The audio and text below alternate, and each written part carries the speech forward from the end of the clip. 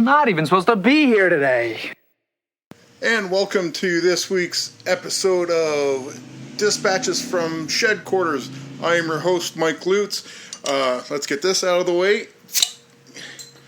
Oh, yeah. Today's beer is a Dubbel Tonsure from Sons of Kent. I think it's a limited edition one. Let's give it a try. Oh, that's good. That's good. So, I would like to thank everybody for taking the time out and making my first episode of Dispatches from Shedquarters of kind of a rollicking success. I did not expect the response that I got for the show, being that I released it with zero warning or fanfare or prep of any kind. I said just that day, last week, when I just sat down and I hit record and I started talking. I do have to thank Stephanie Barty and David K. Montoya for helping me see that I needed to do something like this. This podcasting is something that I've done for a while, and I hadn't done it in about a year after I walked away from the World of Myth Bits podcast that I turned over to Stephanie. And it just felt like I didn't have an outlet. And she and Dave basically told me I needed to start podcasting again. And to them, I raise my beer and I say thank you and cheers. Oh, Sons of Kent makes good beer. If you're in Chatham or anywhere near Chatham, or I think they sell some of the stuff at LCBOs around Ontario. Oh, by the way, I'm not being sponsored by Sons of Kent by any stretch of the imagination. I just really like their beer. So I'm just giving props to a quality beer maker. Thanks, Sons of Kent, and keep up the good work. So I guess I'll get into what I did on the weekend. And it was a pretty full weekend, all things considered. So I finished work and I started, Saturday was my last shift. I'm on vacation this week. So I did a 4-hour shift Saturday. When I left there, I went home and I got ready. It was the Kent Havoc Club Day. Kent Havoc Rugby Football Club is based out of Chatham. And we were having our very first club day.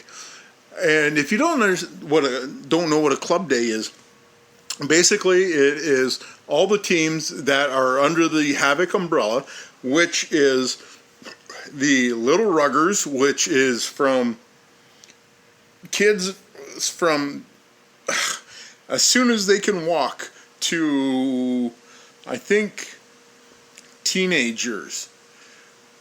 I'm not quite sure of the age bracket. That's when they start to learn the great game that is rugby. They start learning fundamentals and just running around, being healthy, learning camaraderie and teamwork, and just getting out there and learning about rugby. We also had our U15 girls side playing a match, and the U15 is, I believe, I could be wrong, but I believe this is the first or second year that they've organized and got together for an actual Havoc Club team for the under 15 girls. So our growth in this area of rugby, especially women's rugby and female rugby, women's rugby in general, is taking off like a rocket. The world, the female world has embraced rugby. They're getting an opportunity to get out there and play this game. And the women are just phenomenal at this game. They love this game. And if you ever get a chance to go watch one of the U15 girls games or our senior women's team go play, bring your family, bring your daughters if you have any, and show them girls can play rugby just as well as the boys. And some of them, like we have a potential Olympian from Chatham, Brianna Nichols. She came up in the system here, and this is just goes to show how I don't know what am I looking for, the potential for somebody to put the time and effort in, they can make it and be an Olympian in this sport. It's such a small number of people are playing this game right now. Especially the women, have a legitimate shot at becoming an Olympian if you are willing to put forth that effort to make it happen. Okay, back to a club day. So the U15 girls played, and we were supposed to have one more. The senior women's were supposed to play before the senior men's, but there was a scheduling issue, and that got pushed into Sunday. So the senior men's, the Havoc senior men's side was supposed to play the Bruce County Barbarians. Unfortunately, Bruce County, there was issues with their club, and a couple of their players actually got heat stroke, and could not make the trip. It's a long trip from Bruce County. It's about 3-4 hour drive, and these guys, the Havoc made the trip, and we traveled to and from each field. But I understand, Bruce, they just ran out of players. So funny aside, one of the Bruce players was already on the road, and he was more than halfway here. Then he gets a phone call from his club saying, yeah, the game's canceled. So he had to make a decision if he wanted to continue on or turn around. But he decided, I'm already halfway here. He drove the rest of the way to Chatham, and he made it to the Havoc field just before the game started. Now, instead of not playing, we already had the Havoc already had a referee assigned by Rugby Ontario, and the referee was there, and he's going like, what do you guys want to do? So what the Havoc did is they split the squad. They had a quick draft, and they decided they were just going to play against themselves. Now, they didn't play the whole field, they just played width-wise. And to protect themselves from the inevitable injuries that could come from an inter-squad game, they decided they weren't going to do rucks, which made it so much safer, because a ruck can be a very violent episode on the field. So they decided it was much safer for everybody just to take that aspect out of the game. Now, the player from Bruce, he shows up, he gets drafted. He's now playing. He put on one of the yellow or the red Havoc jerseys, and he goes out there and plays. That is the spirit of camaraderie that is fostered in rugby. Like I said, he could have just turned around and went home, but he knew he was going to get a game. And he actually, after the game, he was named the black and white, that's the Bruce colors, the black and white player of the match, or man of the match. Now, they also had the red man of the match and the yellow man of the match. So it turned into a very fun day of just an inter-squad competition. And make no mistake, even though they were playing their own teammates, the Havoc played hard. Every single one of those players out on the field wanted to win. And they did their best to make sure that happened for either the red jerseys or the yellow jersey. I can't really recall what team came out on top. I believe it was the yellows. Yeah, we'll go with yellow. I'm sure somebody's going to correct me. But it was, listen, me and Mags and Taryn sat basically in the end zone of the field and watched them play back and forth. It was fine, fun, good, clean, hard playing rugby. And like I said, if you've never gone out to watch a rugby game, if you know there's one in your area, go watch. I bet you'll become a fan after watching one game. Now, excuse me, I need to wet my whistle a little bit here. Okay, so after the game, the club retired to the place where their after game festivities always take place, as at the local Legion here in Chatham. And I get a kick out of it when it said if you get the visiting team usually stays for the beer up afterwards, because it's just a social event where we get together and so we have a meal and have a few drinks and talk and laugh and get to know each other a little bit better. It always is just a kick when you get two full rugby clubs that just finished pounding the crap out of each other show up at a place where some people don't understand what's going on. Then you get 30 to 40 ruffians, for lack of a better term, show up being loud and stinking and drinking beer like somebody's trying to take it away from them. A lot of the people like at the Legion are kind of used to us now, and it's always fun to interact with some of the people that are in there, because they'll see all of us come in. And I keep saying us because I'm not part of the team, but I did play for the Havoc, so I guess I could consider myself alumni. So I'll continue to call it us, because they feel I am still part of the team, even though I haven't played in a long time.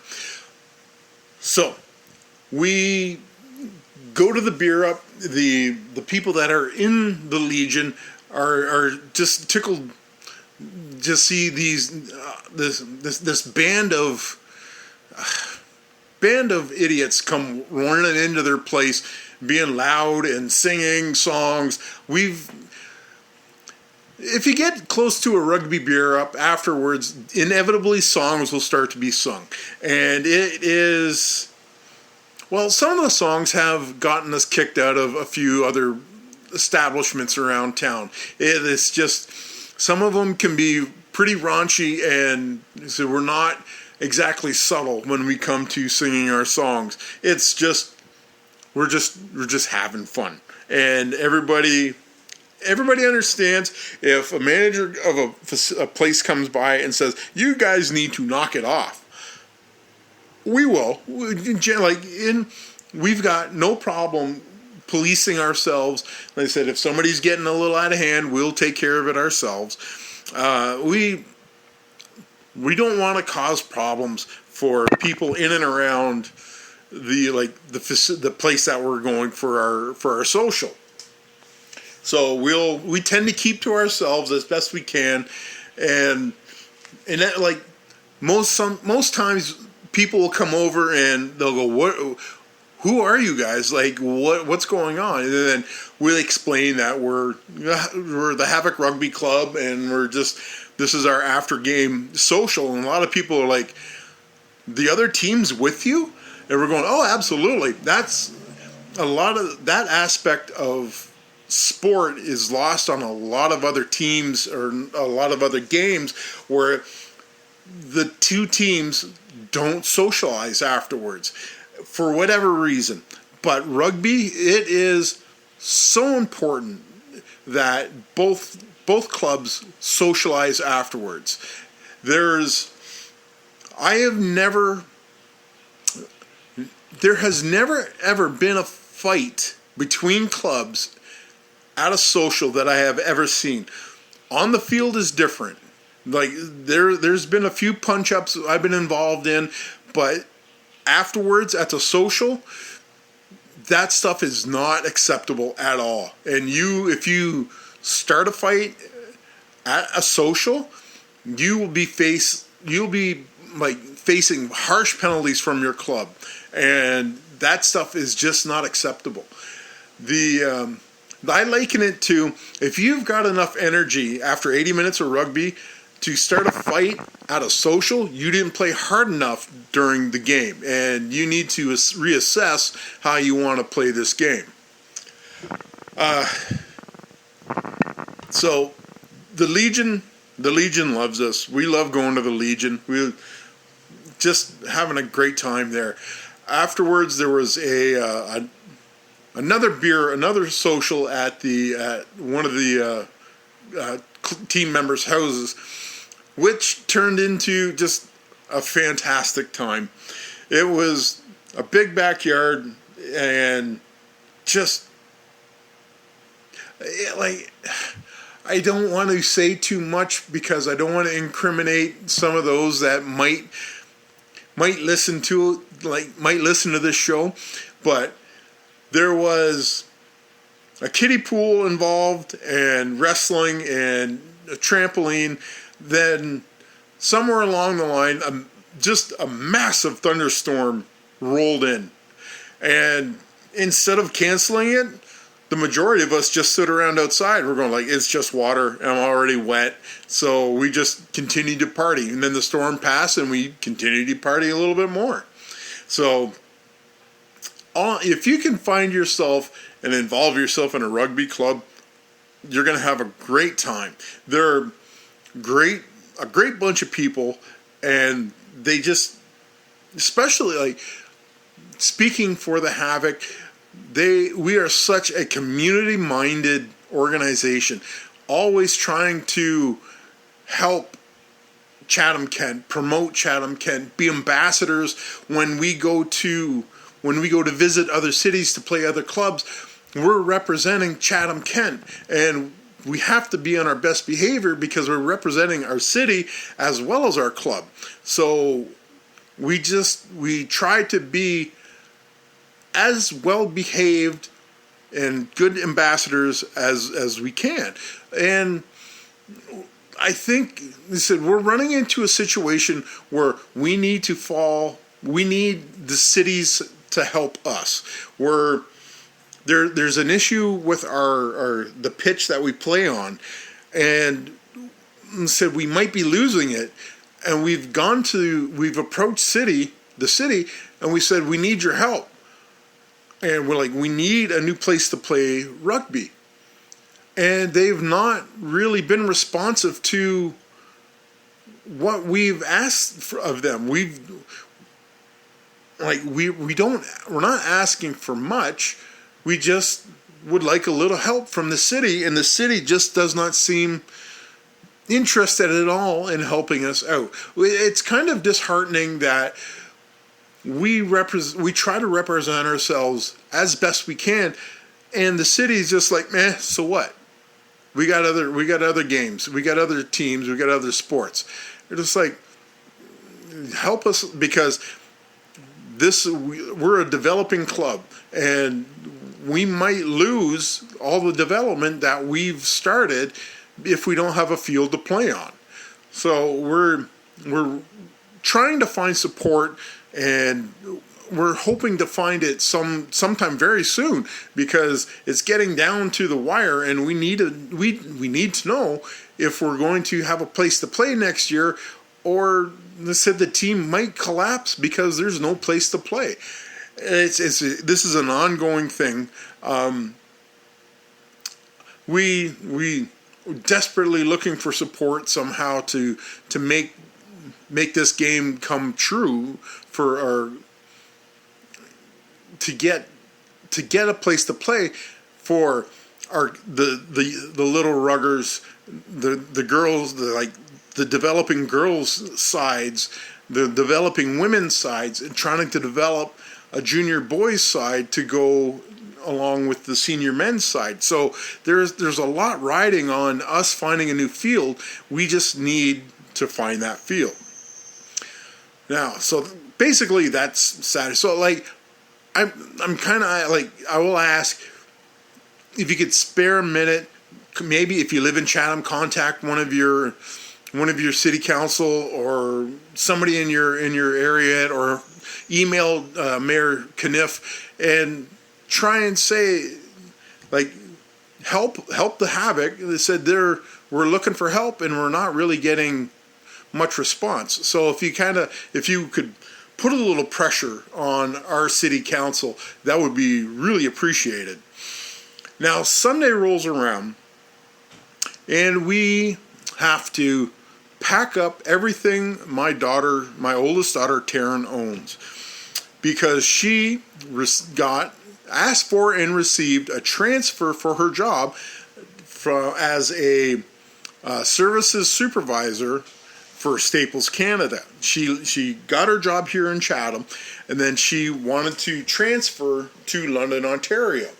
So that we were kind of expecting that to happen maybe August, September. Well, little did we know that timetable got pushed forward a little bit by about 2 weeks after she asked. So she got a phone call from her district manager saying, yeah, your transfer came in, you start the first week of, I think it was the July 20th week. And we're just like, what? Yeah, okay. So luckily, they said her boyfriend already had an apartment in London because he is going to school there. So she was just going to move in with him, and it was a surprise that we weren't ready for. We knew it was coming, we just didn't know it was coming that fast. So we packed up all of her stuff, threw it in the van, and we drove to London. And it was just one of those things where we needed a little more lead time. Would have been nice, and to get everything organized and get everything packed up well, because we ended up having to leave some of her stuff here, which translates into another van load of stuff that has to get moved to London at some point in time. But such is the case. It's not a big deal in the grand scheme of things. So just getting her squared away and situated was interesting. But she's settled now, and I believe she's already got a couple days in under her belt at the new place.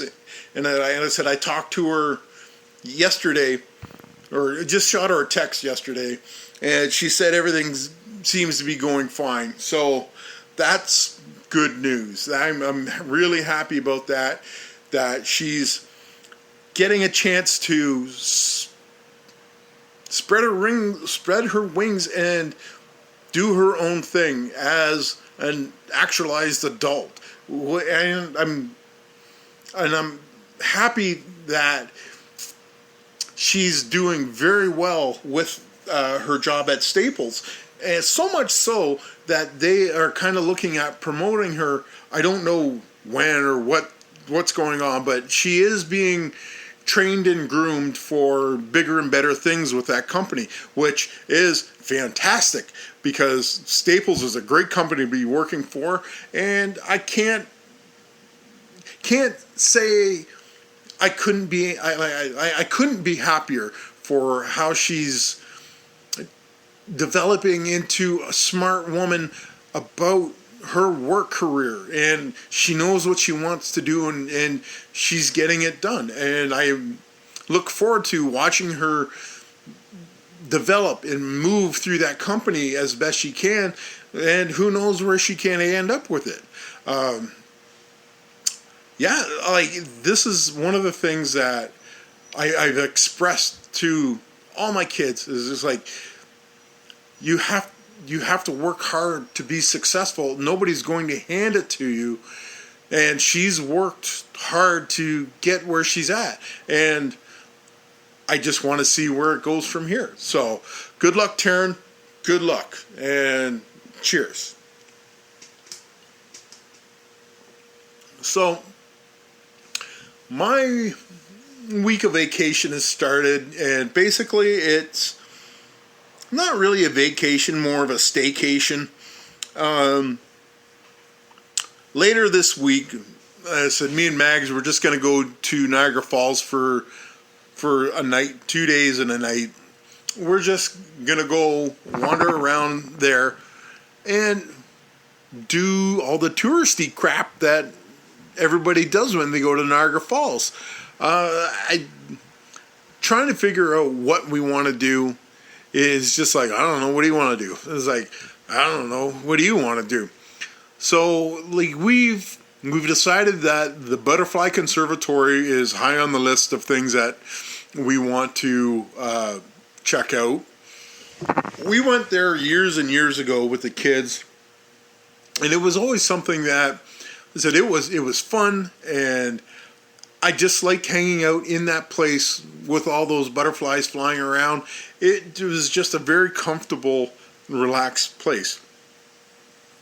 Another thing that I think we were looking at is taking a ride on the Maid of the Mist. I have never been on the Maid of the Mist. I've gone to the falls a bunch of times when I was a kid with my parents. Most of the time it was in winter because my brother played travel hockey, and I think it was called a Silver Stick tournament in Welland or something. So we'd stay in Niagara Falls. But nobody wants to go on the Maid in the Mist in the middle of January or February, whenever this tournament was. And basically it was a ghost town when we went. We've gone a couple times with the kids in the past, but it was just kind of walking on Clifton Hill, doing some of the arcade stuff, but we never really did a lot of the big things, like the Maid of the Mist and stuff like that. So this time around, it's just going to be me and Mags. We're going to go do the things that we wanted to do, and I don't know, I've never really gone to the Niagara Falls as a quote unquote tourist with no plan at all. So it's just going to, whichever way the wind blows us is basically what we're going to be doing when we get there. I know there was a couple other things. I thought there was like Bird Kingdom I wanted to check out. It's just, I think it's like a 3-story open air atrium with birds flying around all over the place. Sure, I'm in. I've seen the building a couple times, but I've never stepped foot in it. I just want to see what it's all about. And that's basically all we're going to do, is just go out there, wander around, have fun, probably sit and look at the falls for however long, just whatever we feel like doing, that's what we're going to do. We've got no timetable, we've got no idea what we're going to do. We're just going to get there, and we're going to park the car, and we're just going to wander around and see the sights. What else is going on? That's about it. Well, okay. One of the things I was trying to get off of social media for a long time. I was getting too wrapped up in it, or too absorbed in it. So what I ended up doing was taking off all the social media from my cell phone, where I would, at work, where I used Facebook, Twitter, Instagram the most, Messenger the most. And it was just mindless, just scrolling. Nothing, like I would see the same messages hour after hour after hour after hour. Nothing changed. And it got to the point where I was feeling frustrated. And I just wanted, I had to change something. And I used to be a voracious reader. And I had noticed that my attention span has just gone completely to shit.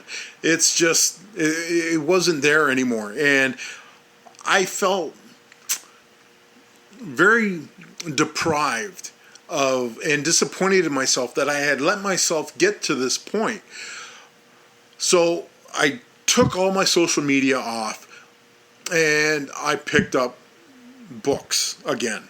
And when I didn't have the distraction of constantly looking at my phone, I developed my attention span again, and my love of reading came back. And I was pouring through books. I would pick it up, bam, done. Like I was averaging like a book every 3 to 4 days. Now, Taryn, before she moved, she asked me, have you ever read the Harry Potter novels? And I had not. I remember watching some of the movies when they first came out, but I never really paid too much attention to the Harry Potter universe. Well, she goes, why don't you read the books? And I thought, this sounds like a good idea. So I tore through the first 3 books like they were nothing. Like Taryn told me, she goes, the first 3 books will be easy reads. They're thin and they're written for a younger audience. Okay, this is good. So then she gave me book 4. I believe it was Prisoner of Azkaban. And this one turned into a monster. It was almost 800 pages long. It was just, I don't know if J.K. Rowling started to get paid by the word, but she started telling the story and just would not end. And I was fine with that. It was a fantastic story. And about 3/4 of the way through that book, this was, I think, probably around the start of July, I set a challenge for myself. I challenged myself to read all the Harry Potter novels before the end of summer. And it was daunting because Azkaban is a thick book. And it was just like, I may have bitten off a little bit more than I can chew right now. So it was, I got through book 4, year 4, and I started on Order of the Phoenix. And this was a little bit thinner, but just as good as The Prisoner of Azkaban. And I tore through that, and it turned into like a legit page turner for me. There was times where I'd read mostly at work, and like I said, there was times where like I got so deep into the story that one of my supervisors would come by and said like, hey, you need to do this. And I was like, oh, okay, yeah. So I had to kind of snap back out of reality or back into reality from the story to go do my work. But it was like I would do my work as fast as I can and get back to the story. That's how engrossed I was in the story. Now, I finished Order of the Phoenix early last week, and I went right into The Half-Blood Prince. This is now book 6. So I am really legitimately close to my goal that I set out for myself, and I'm proud of myself that to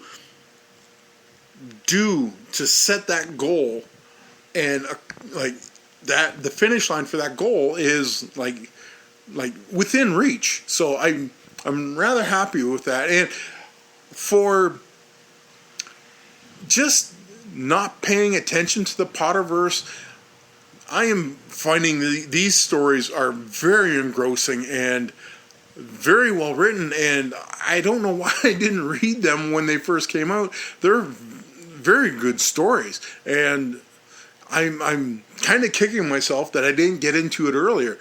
But it said Mike late to the party, Lutz, yet again. So I'm catching up, and I'm really digging it. And I do know, after I finish reading all the books, Taryn has talked about doing a Harry Potter movie marathon. And I'm kind of interested to see how different the movies are from the books. I know I said you're comparing apples and oranges. Everybody knows the books are always better because of the detail that they can give, the time they can tell the story, whereas the movies are so compressed that it's not easy to tell the same story. You just can't. So I'm looking forward to to note the differences in this and to do that marathon with Taryn. It was just one of those things that is kind of what's driving me. I want to be able to do that thing with her. Now, with the launch of this podcast, the Dispatches from Shedquarters, it kind of knocked something loose in me that I had a block, a writer's block for a long time. When I was managing editor for the World of Myth magazine, worldofmyth.com, theworldofmyth.com, I would be able to edit stories that were sent in to us, and then if there was a shortfall somewhere, I would be able to write a quick story to kind of fill in the gap. After a while, I just couldn't do that. I couldn't write anymore. For whatever reason, nothing. I would sit and I would stare at the keyboard and nothing would come out. And I just okay, I guess I'm done. Maybe I'm done writing. I don't have any more words. Maybe my stories are all dried up. Well, that's not true at all. I ended up writing early this week. Yes, Monday. My first day of vacation. Sunday night, I was contacted by Stephanie Barty. She's the new editor-in-chief of the World of Myth magazine. She goes, Mike, I need a story. And I was like, well, contact one of your other authors. I don't have anything. She goes, I need you to write a comedy. I'm like, comedy is not my strong suit. Not by a long shot. She goes, I need it by tomorrow. And it's like, you're not hearing me. She goes, I don't care what you say. I need this story. You need to write it. So it was Steph's boot in the ass about having her needing this story for the magazine. I don't know what happened. Excuse me. But Monday morning, I got my iPad and my keyboard, and I wrote a story. And I submitted it. And for all intents and purposes, it's being well received. I'm shocked. Really, I'm shocked at that people like my story. And it was just something that I rattled off at the top of my head. And maybe I've got something left in me. I am trying to figure this out. So between this podcast and some of the other things that I'm trying to start back up, maybe I can write again. I don't know. I'm just playing it by ear. So, but I guess, yeah, so I'm just kind of thinking out loud right now, and it's just not very interesting for everybody else. So, again, I want to thank everybody for listening to the first podcast. I was not expecting the response that I got. It was